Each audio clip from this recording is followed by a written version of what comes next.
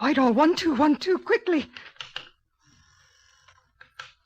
This is Scotland Yard.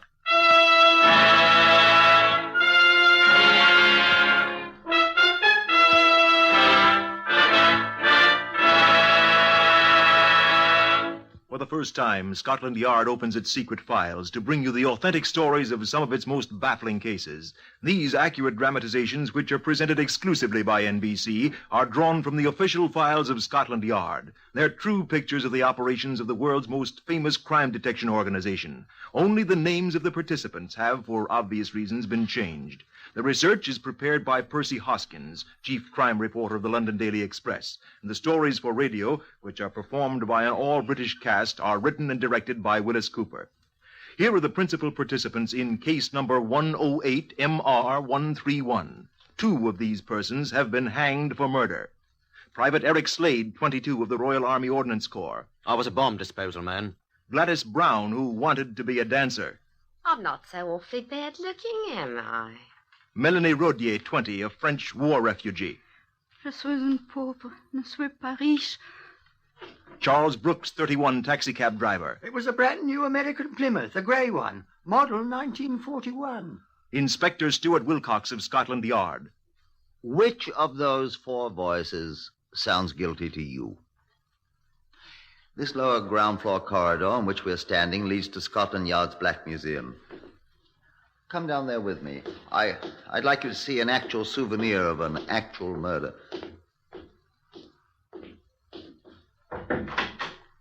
This is the Black Museum. Oh, good afternoon, Wilcox. Good afternoon, sir. This is Chief Superintendent John Davidson, curator of the Black Museum. Well, how do you do? I expect you've never seen a place like this before. Look about, if you like. Now, the items we have here have all served in some way in the commission of a crime. Here's the bullet from a murderer's gun. This is the linen duster in which the body of a murder victim was wrapped. This is what you came to see. The one thing remaining from our murder case, number 108 MR131. That was what you wished to see, wasn't it, Wilcox? Yes, please. A rather expensive silver cigarette case. Initial. Somewhat tarnished today. It was once quite good-looking, wasn't it, Wilcox? Yes, it was. I'll tell you how it came here to the Black Museum. A man died for it. Yeah, 2 men died for it, Wilcox.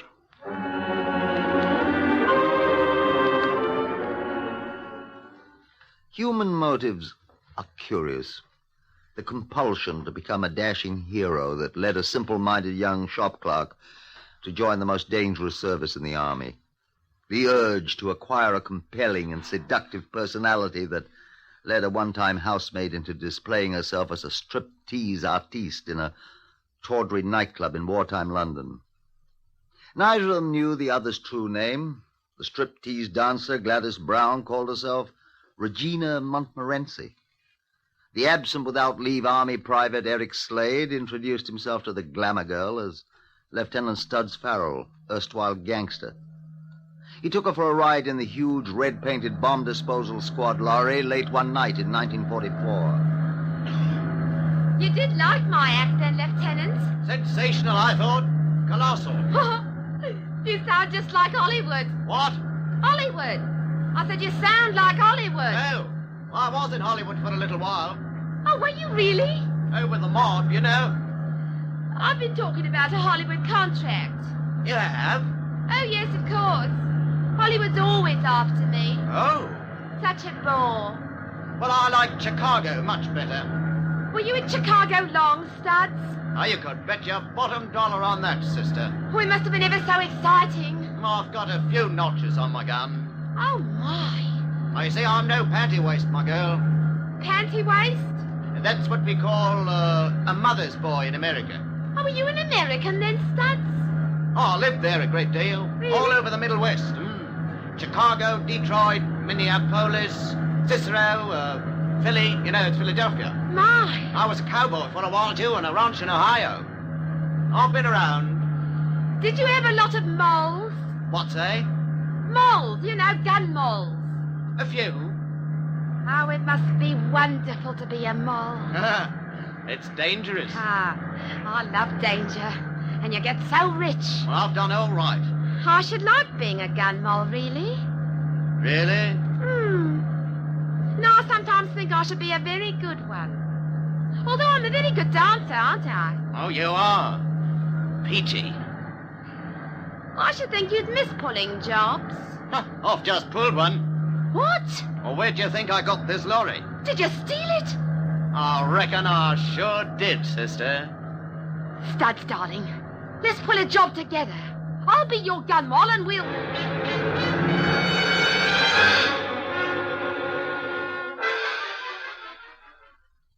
Statement by Melanie Rodier to Inspector Stuart Wilcox in a nursing home at Ealing 2 days later. My name is Melanie Rodier. I've been in England 5 years. I lived in Moulins-au-Bois, just quite close to Amiens. My home was destroyed by the Boche, but I escaped and came here. At 11 o'clock 2 nights ago, I was walking down Staines Road on my way to London, very near Runnymede. You were alone, mademoiselle. Yes, I was alone. I was carrying my valise. A large army lorry, painted quite gaily in red, stopped, and the man asked me where I was going alone so late at night. Where were you going? I said I was walking to London to catch a train at Paddington to Bristol, where lives my Aunt Becquerel. The man told me to get in the lorry, and he would drop me off at Reading, where he was going. He was an officer, and I was not afraid. It would be a great convenience. Were you carrying money? I'm a very poor woman, monsieur. I had all the money I possessed with me. How much? 5 shillings, sir. So I was not afraid of being robbed for that little money. But when I started to mount to the seat of the lorry, the girl... Girl? What girl? Was there a girl? She was seated beside the officer, sir. What did she do? She struck me on my head with an iron bar so that I did fall to the road. Huh? What then? I was stunned, and she and the officer did jump down and hit me, and they robbed me of my 5 shillings and beat me until I was insensible. Did you see their faces? Only a little. I would not know them again. And then? I did hear the woman say, "What shall we do with the body?" And I tried to cry out, but she did hit me with a fist. So I do not remember more until I find I am drowning. They threw you into the stream there. The Thames runs quite close to the road. They thought I am dead. Yes, yes. Mm-hmm. Afraid they did. And they have taken all my money and all my clothes. What is to become of me now? We'll find them somewhere. I came to England to escape my enemies.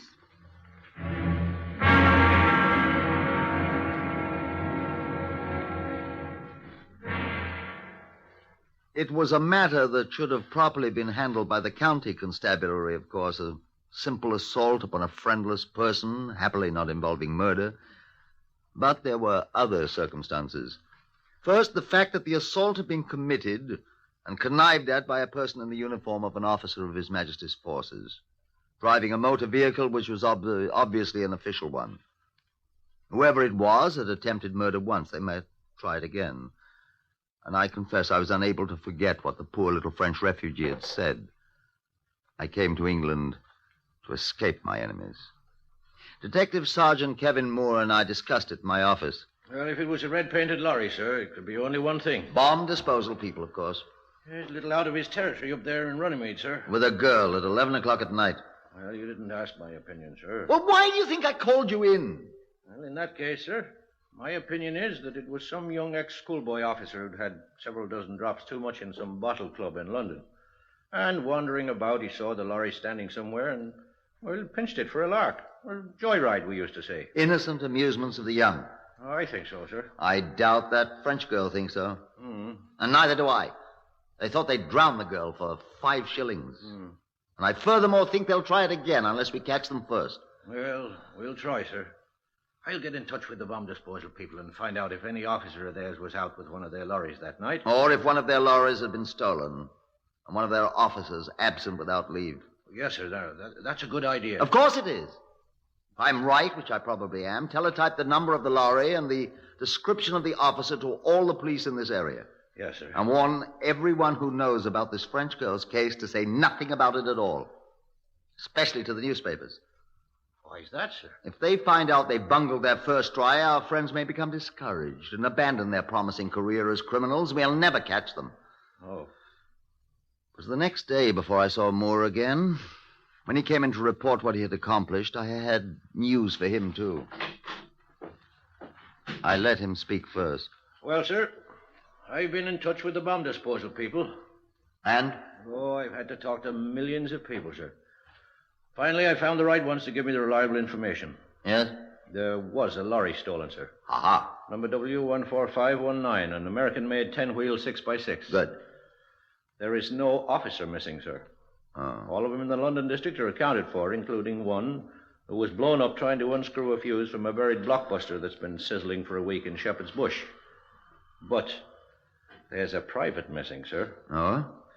Name of Eric Slade. Former shop clerk, 22 years old, wears glasses, described as a mild-mannered little man, very quiet, residence when called up, Clerkenwell, sandy hair. He got a girl. His mates say he was terrified of girls, sir. Doesn't drink or smoke. Doesn't seem the type to commit murder, or try to at least, does he? No. How'd a man like that ever get into bomb disposal? Well, believe it or not, sir, he volunteered. Of course, he's been on permanent cook's police ever since. Well, I doubt he's our man, but at least we can help look for the poor little beggar. That is, if they want him back. Now, I've got a bit of news for you. Oh? What's that, sir? Same man that pulled the French girl out of the Thames at Runnymede telephoned me. Well, what's he want, sir? There's been another attempt at robbery and murder. Attempt? Another girl riding a bicycle, run down by a red-painted lorry. A lieutenant, she saw his badges quite plainly. And a red-haired girl jumped out after her. She ran away, but she did hear the girl call to the lieutenant, addressing him as Studs. Stubbs? Studs! Oh. Now, I want you to see your bomb disposal men and ask them if they have a lieutenant named Studs. Oh, excuse me. Inspector Wilcox. Yes? Well, he's right here. 1 second.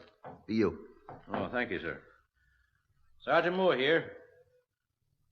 Oh, yes, Sergeant Major. Oh? Where? Oh. Oh, well, thank you. Oh, by the way, do you have any officers named Studs or Stubbs? Or... Studs! Studs. Yes, I'll wait. Who's that? It was the Sergeant Major I talked to, sir. Yes? Oh, none, eh? None at all? Oh, well. Thank you, Sergeant Major. All right, bye. What was that? I found the stolen lorry, sir, a few minutes ago. They did. And parked all night on a street in Hammersmith in the rain. Which has quite efficiently washed away all fingerprints, Studs and his lady friend and all. Well, we're right back where we started. We're further back than that, sir. How do you mean? Well, they've tried murder twice now, sir. The third time may be the charm.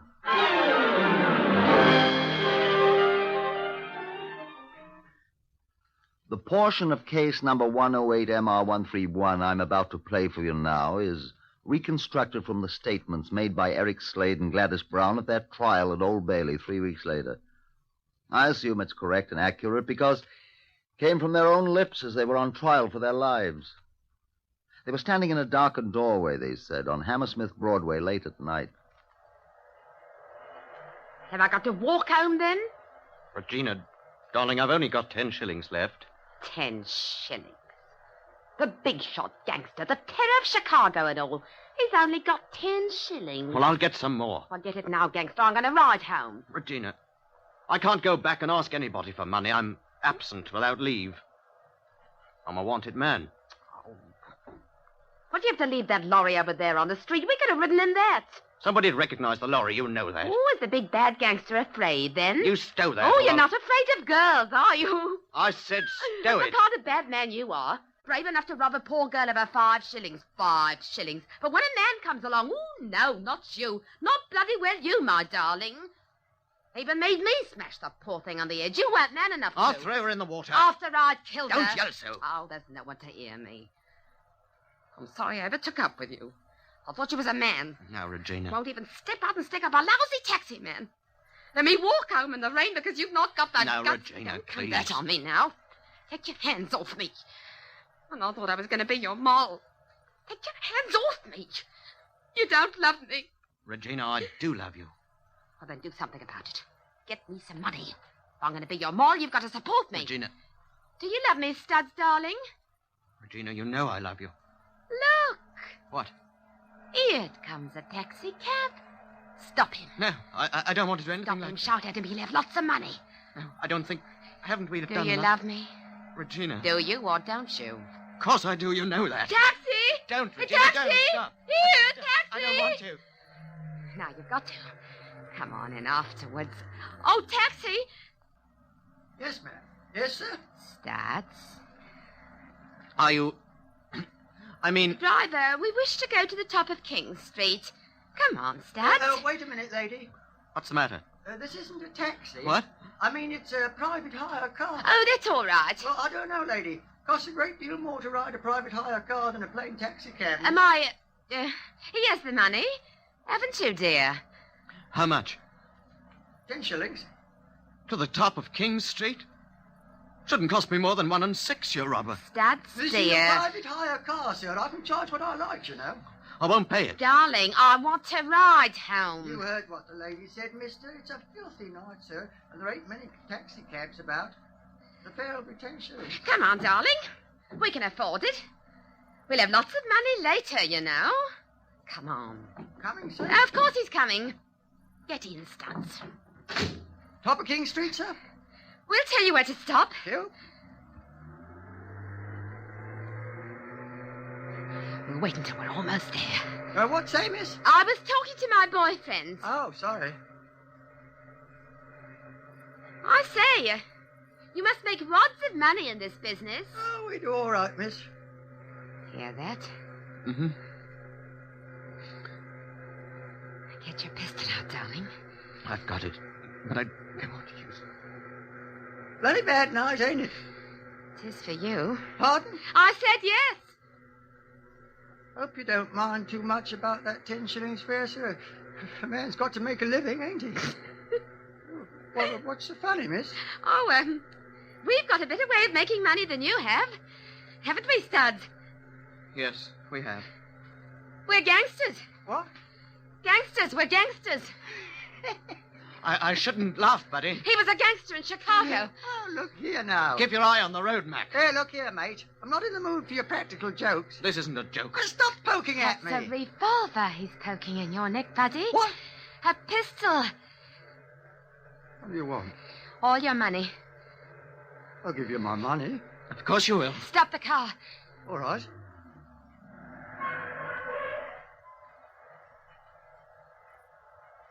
I'll give you my money. Keep your hands out of your pockets. What are you going to do? Shut up. All right, Regina, move to one side. What are you going to do? Studs, you don't have to. You shut up. Get to one side. Now, look here, friend. I'll show you how I deal with rats. Now say your Now, you prayers, don't. rat. Get away. Don't. He's seen us and he'll turn us in. I've got you. No, no, One, no. 2...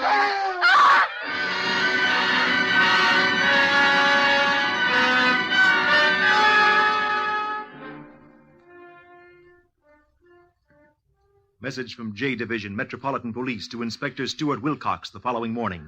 Yes, sir. In a ditch alongside the top of King's Road. Shot twice through the head. Apparently dumped in the ditch late last night. Yes, sir. Robbery was apparently the murder. His pockets were all empty. Tire marks on the roadway, very faint in the rain, as if a car had been stopped there. Body's been taken to the mortuary in Horseferry Road. That's all we have, sir. The body of the unfortunate victim lay in the mortuary for 3 days without identification. Although it was obviously murder and we had no single clue to go upon, we were not idle. A detail from Scotland Yard had been hurried out to the place where the body was found, immediately upon receipt of the message from J Division. With great difficulty, they had succeeded in making a plaster cast of the faint tire marks, and the laboratory was able to establish with some accuracy the fact that the tires were identical with those on the model 1941 Plymouth. Beyond that, there was nothing. Until a Mrs. Charles Brooks of Hammersmith identified the body as that of her missing husband, a private hire car driver. I spoke to Kevin Moore about it. Something extremely suspicious keeps occurring in this thing, Kevin. And I lay you threepence, I'm thinking about the same thing, sir. Hammersmith? Right, sir. We found the lorry parked in a Hammersmith street first. And the dead taxi driver lived in Hammersmith. And the place they found the body was at the junction of King's Road and Hammersmith Broadway. You suppose our man Studs lived in Hammersmith? Or perhaps his girlfriend. You think it was them, sir? I don't know, Kevin. But when we get a series of coincidences like this... Well, it's the only symptom of a lead we have. Let's follow it through. Now, you suppose they've got that car? Oh, it'll be easy enough to find, sir. We've got the number and description of it from the man's wife. Mm-hmm. Here it is. Gray Plymouth Saloon, 1941 model. License number GKP401. About 2,300 miles on the speedometer. I'd be an awful fool to drive it about town. I have an idea he is a fool. Come in. I'm from the detail that was searching the pawn shop, sir. Oh. Do come in. Did you find anything? Yes, sir. Yes. Cigarette case. Pawned at a shop in Soho, sir. It's Brooks, all right. See his initials inside here? C.E.B. Christmas, 1939. That's on the list Mrs. Brooks gave us, sir. Right. Did you find out who pawned it? Yes, sir. A young man in the uniform of the RAOC. Officer? Private, sir. Name? Private S. Farrell, sir. That's a new one. Sir, I know something. What? That's our Studs. How do you know? Well, look, sir, I read a book once. Well, It was an American book, sir, and it was written by a man named Farrell. this man's not an American. No, sir, but maybe he read the same book and remembered. Let's try this all over again, old chap. Sir, the name of the book, which was all about Chicago in America, was Studs something or other. Anyway, he was a very tough young man. Well, maybe our man's read the same book. Well, now. Sir, this is a typical Chicago-style affair, isn't it? And you were talking of coincidences? Our man Studs is the murderer, all right. You see. Well, then, I'll tell you what you do, Kevin. What, sir? You go find Mr. Studs Farrell, the amateur Chicago gangster, for me, will you? Well, I'll try, sir, but he's not an amateur any longer. He's turned professional.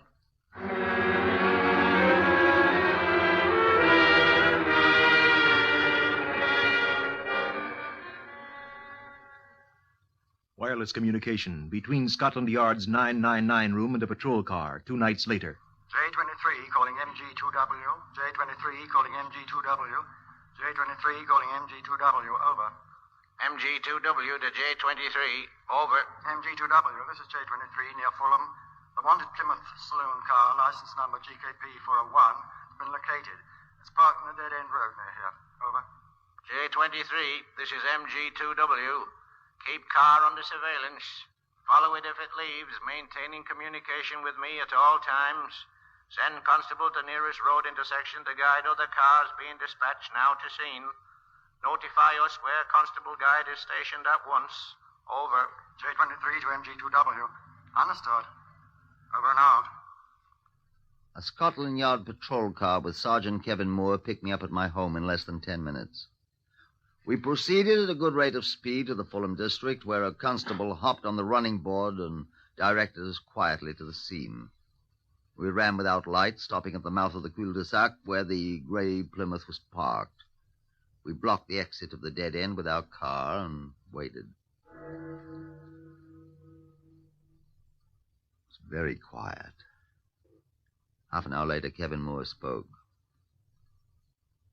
Oh, I'm going to get out and stretch my legs. Go on. Careful, though. Don't make any noise. Think I'll go down and have a look at the car. Be quiet. All right, sir. Moore did not return for several minutes. I called softly to him. Kevin, are you all right? I'm all right, sir. We waited. I was dying for a smoke.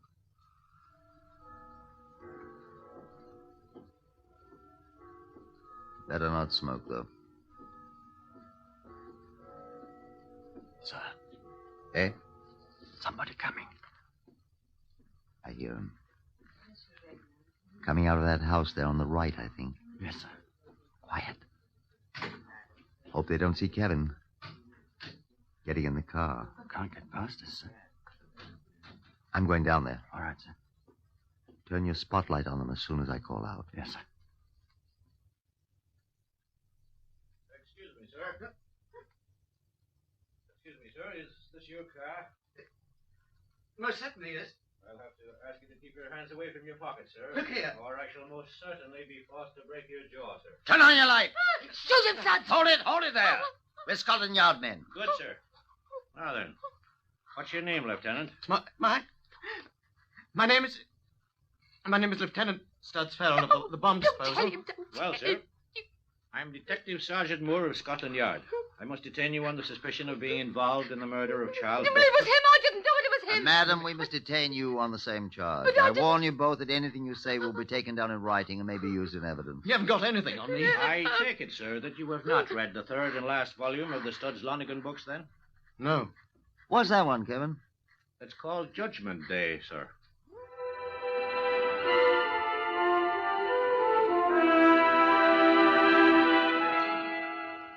At their trial at Old Bailey a few weeks later, Eric Slade and Gladys Brown fought bitterly over who had been the most guilty. The jury decided. Members of the jury, are you agreed upon your verdict? We are? Do you find the prisoner Gladys Brown, alias Regina Montmorency, guilty or not guilty of murder? Guilty.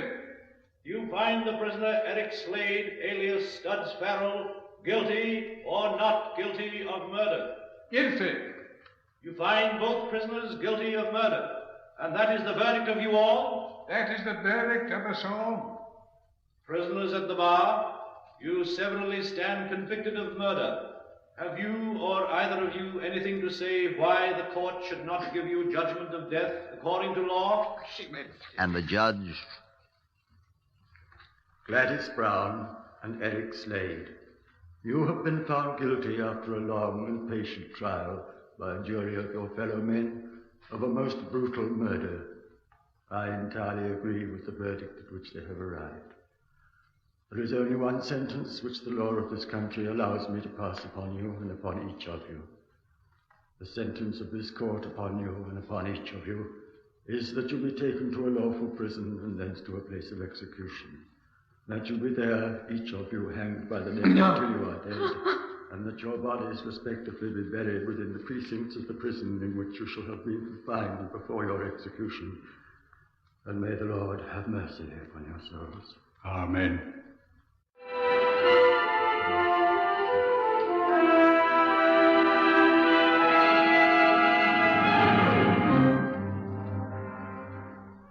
You have heard the story of case number 108MR131 from the files of Scotland Yard. Only the names have been changed for obvious reasons. Research has been prepared by Percy Hoskins, chief crime reporter of the London Daily Express. The stories for radio are written and directed by Wyllis Cooper.